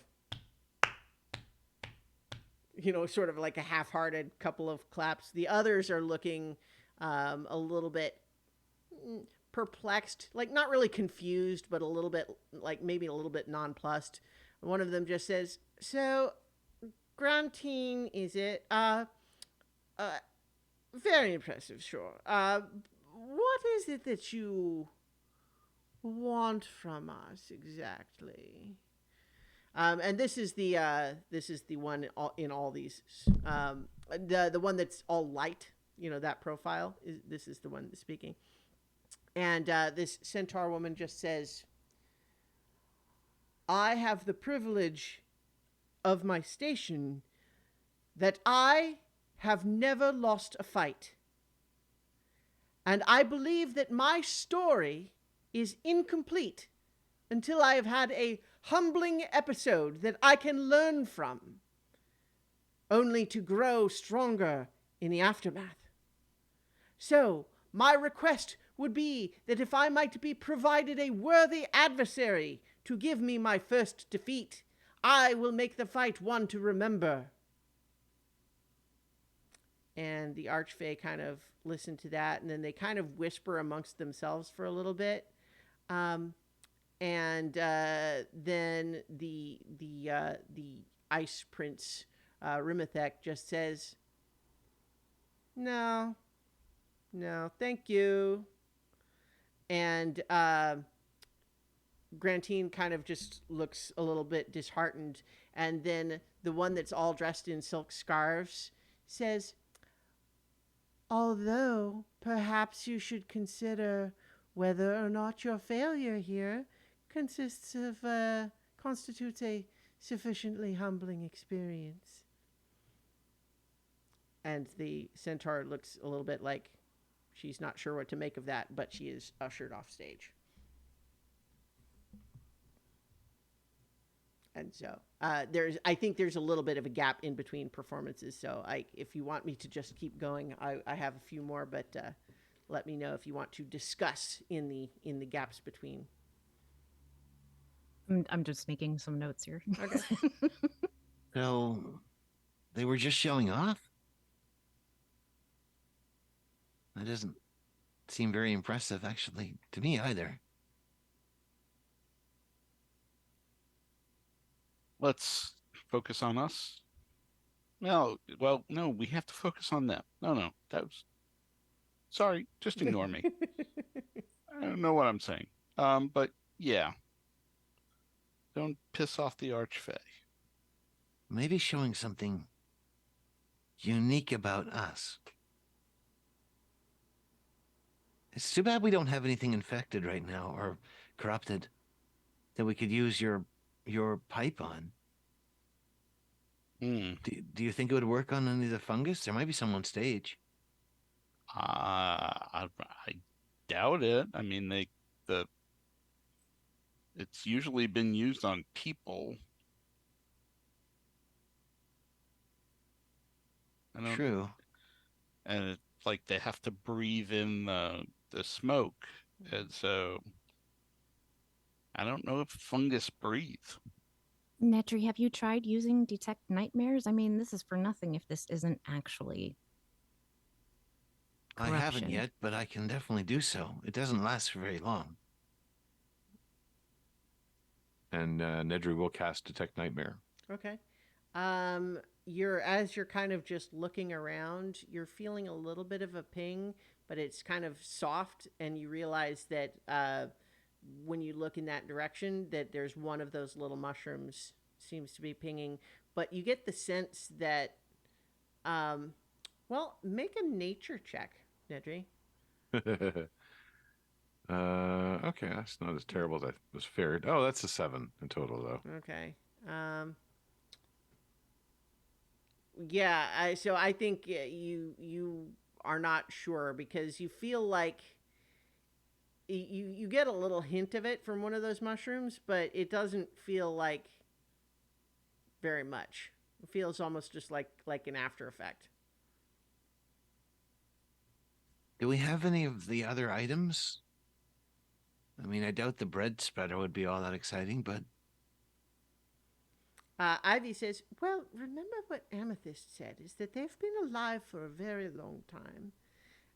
So a lot of these things are looking for like new experiences. But that said, what we're here to do is not necessarily to try to outdo someone's unique experience. We know that they're dealing with a problem, so we have to present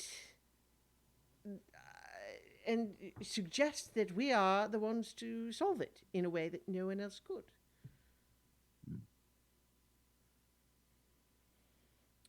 In the meantime, a satyr who introduces himself as Clovis has set up a whole brewing apparatus, and he has like an apiary as well, and he explains that I have managed to brew a mead with special hallucinogenic properties that if you drink it, you will find that upon your next dreaming period, you will have the most delightfully unique and pleasing visions.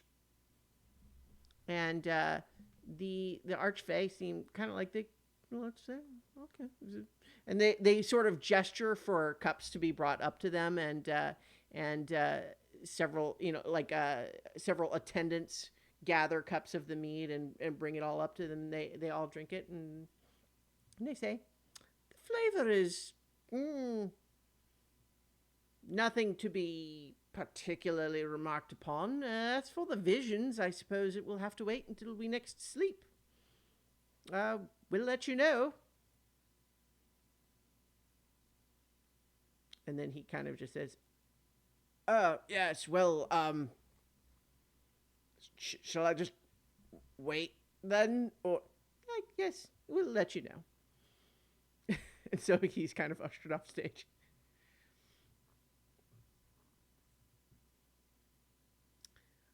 So the next, I've got two more of these prepared. So Okay. if you wanted to discuss more in between, but so I think the next one, there is an elf who. An elf woman who has set up a number of paintings that all, I think, look to you like the craft is good, but they look vaguely familiar. I guess I'd let people make history checks, if you like.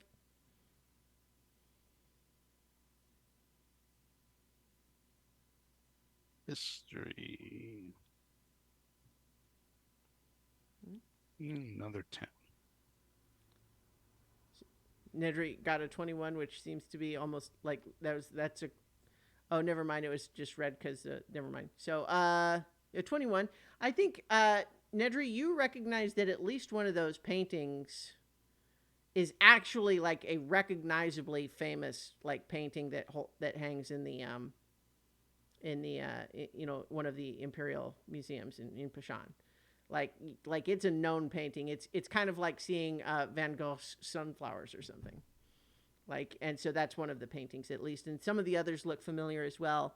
But this woman is showing like these paints, like the paintings, and then has a setup of a variety of paints, and she says, "I am Drelnica, and I come here from the prime material plane to present to you not merely paintings, but the magical and unique paints which I have created by infusing ordinary paints with enchantment and illusion magic in such a way that it creates paints that any user can create a permanent duplicate of any painting that they have ever seen, and furthermore can in fact create new works of art which include combinations of aspects of pieces of paintings they have seen before."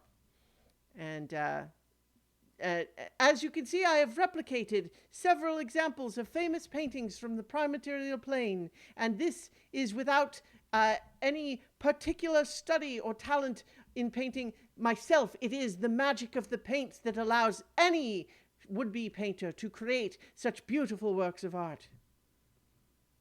And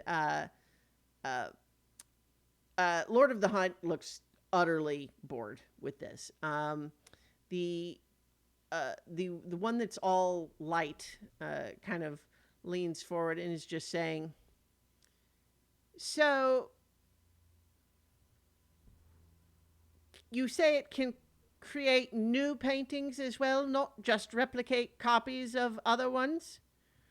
"Well, yes, it can. By combining elements that they have seen from other paintings, it can create almost anything, and it improves with use."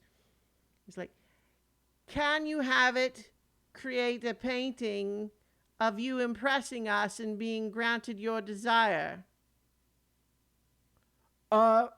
Well, yes, of course it could, and it would combine elements of, a painting I have seen of someone who is somewhat like me, and it would be a little bit awkward, but you can see, and he starts like getting ready to like create this painting, and then they just say, "So, before you actually try to create such a painting,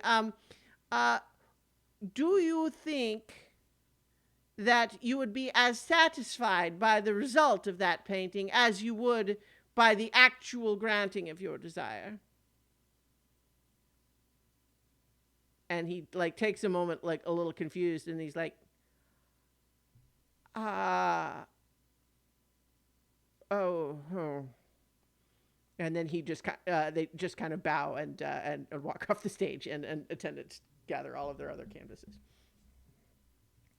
And then last but not least, a dwarf comes out, and there is an enormous sculpture covered with a drop cloth behind them, and he just goes up there and says, "My name is Kovac." And then he just pulls the drop cloth down, and it is an incredible stone sculpture, and it is of Alaric and Nira embracing.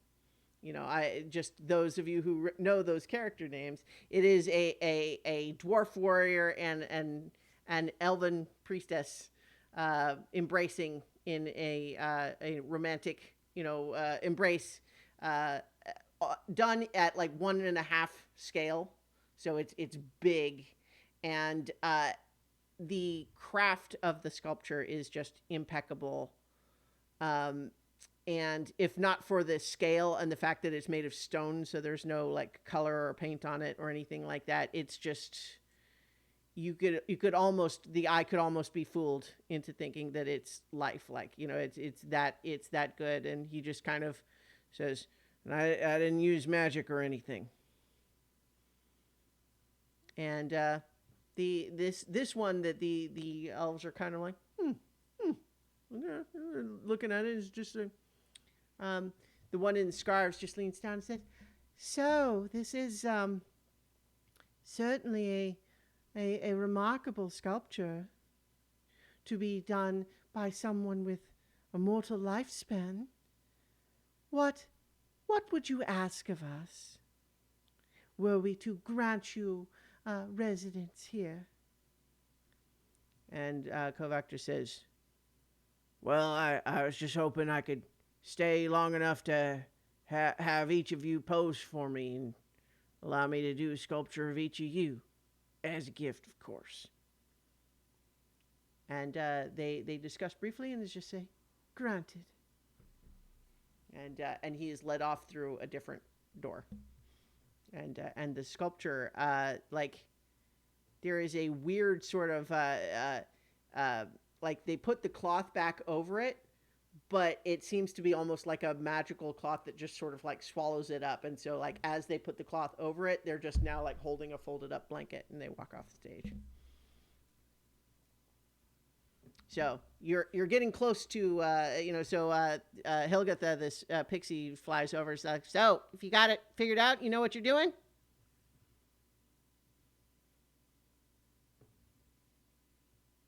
Yeah, I guess. Looking at Carolina. Yep, we're all Yeah. looking at Carolina. It's Just her scribbling All right, down boss. some final things. You got Okay, this. I Don't think forget we're the ready. dragon and the other dragon. I can do stories. Yeah. All right. As soon as she walks away or like flies away, Mm-hmm. I'm gonna be like, I think that we might need to appeal to get them to let us do this. Appeal to the fact that they're too good to do this. Like they shouldn't have to Oh, I've dirty already their written that. hands. Okay, good. All right, good. I got it. Okay, I think I do anyway. So, do you want the rest of us to do anything? Stand there and look like you belong, even if you don't feel it. Fake it till you make it. Okay. Maybe All right. almost bored, but we don't want to insult them. So, not bored, but almost. Confident? Yes, very. All right. I can do confident. All right. Are we ready? Yep. Sure. All right. So I think Okay. yeah, you're brought out on stage, and there's lots of various Fey individuals in the stands. But I think that you find there is a moment actually being on stage and looking up past all of these, the amphitheater seating, looking way up to that balcony and seeing those thrones and the Archfey now actually paying attention to you specifically. I think there's a moment for all of you. I'm going to ask for a wisdom save from each of you, just to kind of cope with, like, there's a difference between seeing a spotlight and having the spotlight shine on you. You know what I mean? Wisdom checks are not my thing. Charisma, oh yeah, I boy. got Yeah, that. that's a 3 for Lynn. 14. 14 for Zinhorn. 21 21. from Okay. Nedry. Okay. So I think perhaps with a 3, Lynn, you find yourself kind of stunned, speechless for a moment, at least. And so I think for everyone else, you get out there, and Lynn had just been planning to do all this. She kind of steps forward and then just kind of freezes.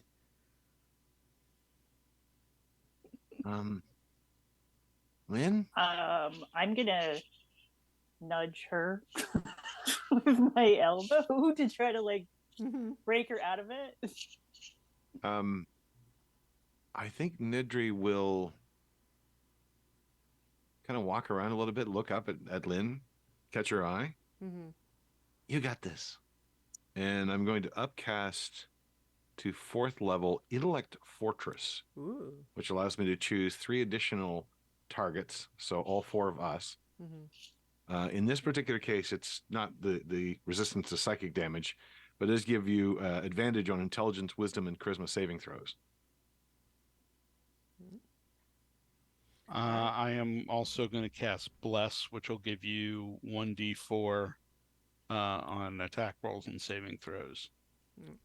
That's probably not going to come in too handy. Well, saving throws, I guess. But in any case, Yeah, saving throws. Yep. Yeah. So certainly, as you both cast those spells, Lynn, first of all, I think, like, with a little bit of like breaking that, like, I don't want to say breaking the spell like it was literally a spell in this concept, but like the moment that you were kind of stuck in there is kind of you snap out of it a little bit, but also you feel sort of the magical protection wash over you, and there's some murmuring from the crowd. Like, you get the impression that the crowd is sort of initially like not sure whether this is a good thing or is this a weird thing or a bad thing, or what are we're not sure what we think. And everyone, there's a little bit of a sense of like, oh, but what are they going to say? We don't want to commit until we know what they think, right? But you get from some of you look up the Archfey seem like they're paying even closer attention now. Like they were watching, but now they're like, okay. Like, and I think you get from the Ice Prince a little bit of a gesture of like, go ahead. Okay, so I'm going to start off slow and probably on my mandolin. I will start off with just the opening notes, just because now I've heard it quite a bit, having been in the Endless Waltz, and Zinhorn hums it, and Buster hums it. So this entire song is going to have this undercurrent of that particular music. All right. Now, I don't have exact lyrics, but sort of how it goes is that it starts off, each verse will tell a different chapter of this story. And it will start off by, weaving this imagery of, these horrifying occurrences with the nightmares that we've encountered, and the ones that we've faced, both the personal ones and the ones that were invasive into the physical realm. So things like, the tower and, with all the fungus, which is actually, might save that one to last because it seems most applicable. But the red dragon that, was consumed with nightmares, and just all the different things that we've encountered. And then from there, after I've woven all of these horrific visions, each verse, the second half of it will be us painting the picture of like the purifying smoke weaving through, the infected host and pushing that corruption out into like a physical form that we were able to, overcome and defeat. Highlighting especially at the end, the defeat of the demon lord, and Solomonia's thanks for what the work that we'd done. I don't want to take up too much time describing the song, Sure. so this broad strokes. Sure. And then at the end, the song winds down, and I don't expect any applause. I would just quietly stop and say, upon the request of the Archdruid Amethyst, we have come to offer our services to the magnificent Archfey, so as they would not have to lower themselves to the task of banishing the fungal scourge marring this wondrous landscape. So, would you like this to be a performance check or a persuasion check? Let's see. A performance, I have a plus 14. I mean, you really did performance, so like that. I did. Yeah, that then makes the most sense. Can Nedry try to help? He does have minor illusion. Right, yeah, I wanted to ask if anyone else was doing anything to support the performance other than stand there, because that is kind of what you told them to do. But yeah. So what would you have done, Nedry? Just using minor illusion to kind of try to draw still pictures from the scenes. Okay. They're only about 5 foot squares, but yeah, he would try that anyway. Yeah. Sure. Yeah. Go ahead and do a performance check of your own, unless you want to try to sell me on a different check. I mean, I'd love to sell you on Arcana as a timeshare in Florida, but yeah, that's I mean, a little I feel too like on the nose. Having it casting a spell is easy. It's about trying to capture the moment. Yeah. So yeah, that's about all he can really do. No, and I don't even have inspiration anymore. Shoot. So it's a 12. No, that's not too bad. Yeah. So I think it definitely adds to the experience. Like, it's clear that the song is like the primary feature here, but people appreciate the visual reference. Is anyone else doing anything, or is everyone else just kind of, standing there looking competent? I'm gonna stand there. Oops, sorry. I'm gonna cast mirror image on myself and have my duplicates like act out the things that she's saying, Okay. like performing the story, Sure. just to give it some more of a dramatic effect. So how about a performance check? All right, yeah, there you go. What were you saying, Zinhorn? Oh, I'm gonna stand there and look competent. All right. Do I I thought for a second as a joke to say do a deception check. No, but yeah, do performance. Because again, it's not that you're not competent, and so it's more about like you're having to look competent under this gaze. I think, yeah, that's a I natural mean, now one. now make for- a deception check because you got to fake Yeah. it until you make No, it. so right? like Zinhorn, I think you unfortunately, without realizing it, do that thing where you lock your knees. And so as the song goes on, towards the end, Zinhorn, you just topple over. And I think as soon as you do, you're like, huh? Oh, right, and you get back into place. And I think there's some laughs, but mostly still people are paying attention to the song. But in any case, so I think that there's some net benefit from the assistance there. But let's go ahead and you can roll with advantage, Lynn. I have to. Where is that? There we go. Found it. Vintage. Okay.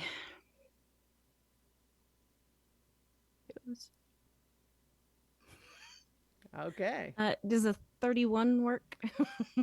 I think that a 31 is gonna get you there. So I think that when you finish the song, it's clear that like this sort of thing is not the Lord of the Hunts bag. So like he seemed like he's okay, but like he's not, like a song's not what he cares about.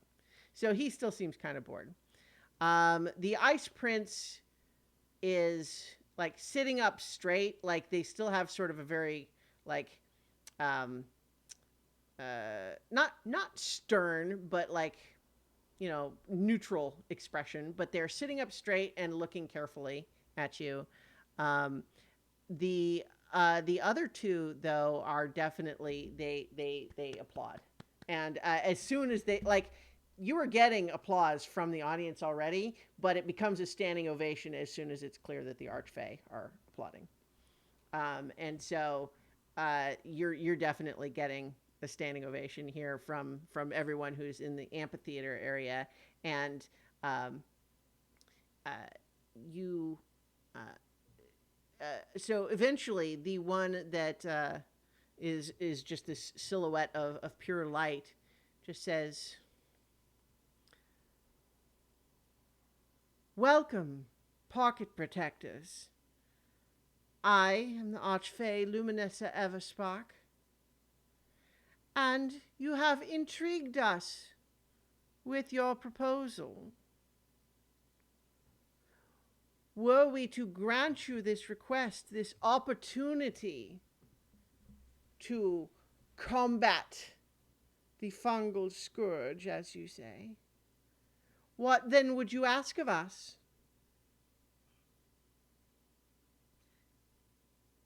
Well, most of our interest here is in helping you. We've encountered these things before, and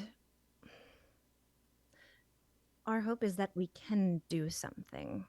But do we have a specific thingy in mind that we wanted? Well, help Yeah. against that other Archfey. Well, so Yeah, help against the Lady Despair. yeah, like so what Amethyst had said is that someone have your back to be powerful allies, but she hadn't really been more specific than that. Mm-hmm. We have a quest of sorts that we need to undertake. As soon in as this you say the plane. word quest, suddenly Lord of the Hunt's paying attention again. It does not directly involve you, but we thought perhaps there might be some assistance you could offer.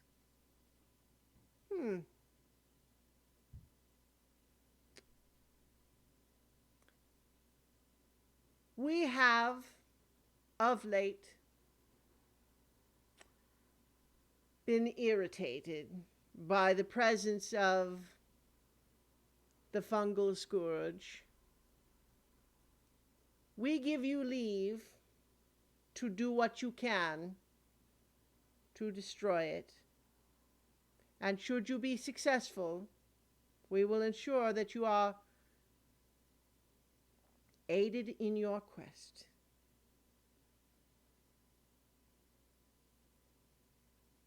Well, we thank you for this opportunity. They nod, and then they actually, all four of them, stand up and just kind of like walk off to like leave the little podium. And suddenly from backstage, you see Hilgatha going back to the rest of the crowd, and he's like, "All right, everyone, we're done for today. Sorry, you're gonna have to come back tomorrow. Thank you very much for waiting." And it seems like everyone is starting to wrap up. So. All right. Just kind of usher everyone off the stage. Let's go. Yep. So I think that is actually where we're going to go ahead and call it for tonight.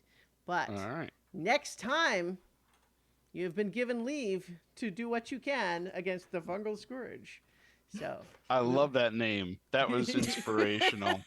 You deserve inspiration for that. sure. Yes. And for a 31 performance check. Yes.